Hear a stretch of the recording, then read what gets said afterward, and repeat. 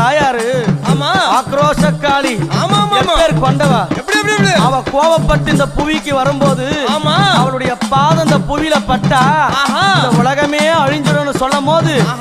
பார்த்த சிவபெருமான் உடனடியாக ஓடி அந்த கீழே விழுந்தாரு. அவளுடைய திருமேனியான பாதம் சிவனுடைய மேல படணும். அவன் கோபம் தெளினு கீழே இருக்கிற கணவனும் தெரிஞ்சு கூட எங்க அம்மா அவ கட்டி நல்ல அம்மா கணவனைய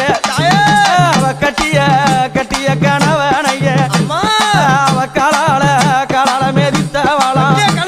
அவ கட்டிய அம்மா கணவனைய அவ காலால அம்மா மேதித்தவளா